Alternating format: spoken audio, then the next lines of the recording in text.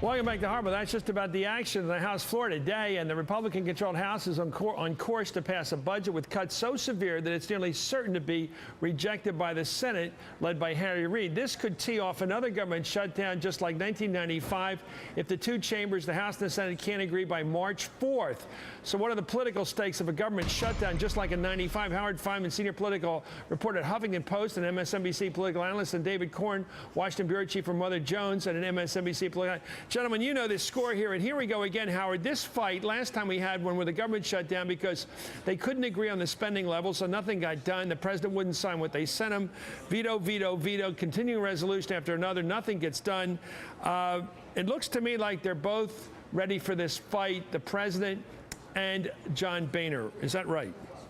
Yeah, I think so. I think the president on Tuesday, through the Office of Management and Budget, basically said, if you send me a bill that's anything like what they're talking about on the floor of the House, I'm going to veto it, and I want you to know that now.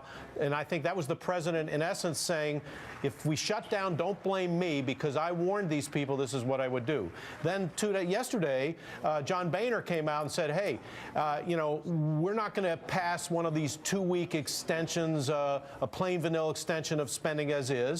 We want these cuts. So he went on record as saying, you know what, if there's a shutdown, don't blame me because I told you in advance what's going to happen. So, but the president and the speaker are sort of like the pilot and the co-pilot preparing for a crash that hasn't happened yet and saying, blaming the other person for the catastrophe that might come about. Oh, God. Let's take a look take a look at Boehner, guys. First, I'll get to Horn in a minute. Let's take a look at Boehner talking about his angle here. Let's listen. I am not going to move any kind of short-term CR at current levels. When we say we're going to cut spending, read my lips. We're going to cut spending.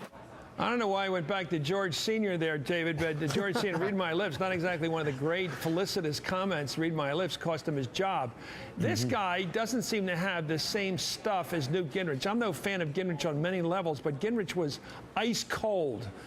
This guy doesn't look ice cold to me. He doesn't look like Michael Corleone, you know, lighting the guy's cigarette out front of the hospital. Well, Gingrich was a bomb thrower. It's how he got to be Speaker of the House. It's what he did as Speaker of the House. John Boehner has a couple of different constituencies here. He has independent voters to whom he's supposed to look rational and reasonable, like he can run the government jointly with the President of the United States. But he also has all these Tea Partiers who actually want him to blow up the government. They want to sort of burn the village to save the village. And right now, he's on record as saying, if you don't give me what I want, and he's really talking to the U.S. Senate, even more so than the President, the Democrats in the Senate, if you don't give me what I want, I won't let the government continue on. And so it's this showdown, and it's different than in 1995, where it was really Newt Gingrich fighting with the White House. Before we get to that, we have Harry Reid fighting with John Boehner. Okay, let's talk about how these guys stand up under the TV lights. Howard, let's take a look at Boehner. I'm going to give David the second shot on this. Let's make it Don Knotts is a 0, Matt Dillon is a 10. Where do you put John Boehner? 5?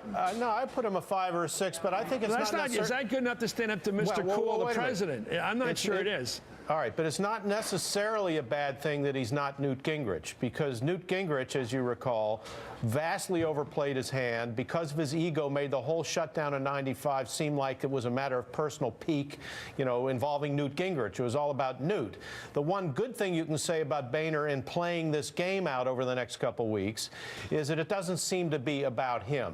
That's probably the big positive. The downside of it is, you know, he's not as good, he's not as adept in public as the president is. He's just not, as he's shown in the last few days with comments like, so be it, you know, as he talked about the federal workers, so be it. He eventually had to walk that back a little bit yesterday. So he's, and I think I agree with David, he's caught between his sort of moderate instincts in certain ways, at least personally, and the fact that he's got to try to stay out of these 80 Tea Party people who really do want to burn the house down. And when it comes to if the government does shut down and it comes to a blame game, there are going to be all these Republican Tea Party people cheering the fact that the government is shut down. I'm convinced that they're going to be out there cheering. They'll be maybe on the floor of the House cheering about it. Will anybody notice, David Corn, Well, I Will think so. anybody notice if the government gets shut down? I mean, who's going to just be blunt here? Yeah. Well, Who's yeah, going to know? The Social libraries get closed. I mean, the post office Social stuff. Security, Chris. Social The checks don't go out, huh?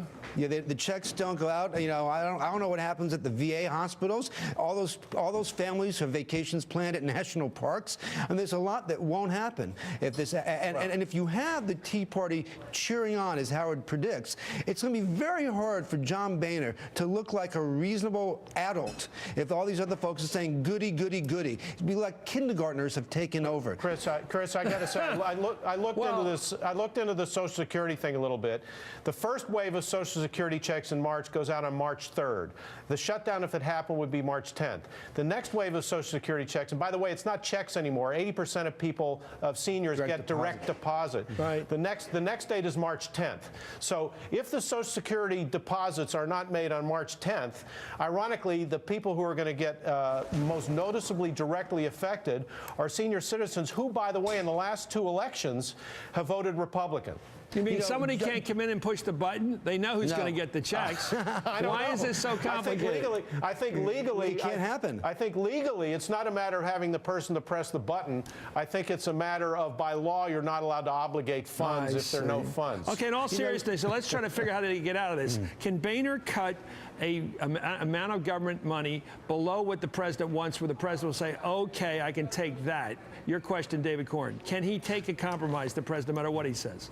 Can the president take a compromise? Harry Reid and the president together. Well, I think they demonstrated with the tax cut deal that they are willing to kick a compromise. If they get, if they get stuff that they can turn to their people and say, look what we got out of this deal, and they're going to need that here. The question I have is whether John Boehner, who has been known in the past as being a dealer, a deal maker, can take the compromise. He's kind of like the guy on a ship who leads a bunch of mutineers against the captain, maybe the president, and then once you win, you have to worry about the guys you're leading because you're next in line. If he doesn't sort of come on with a sword and thrust it and try to take over the ship the way the guys want him to, they're going to come after him. He's in a tough position. So he's not Fletcher Christian here.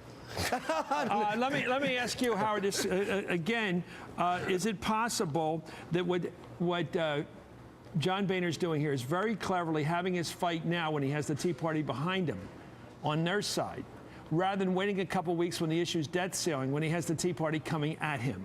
He'd rather have the fight, the big explosion of the spring on this issue, where at least he's on the side of the right wing, which is you always want to be on the side of your base.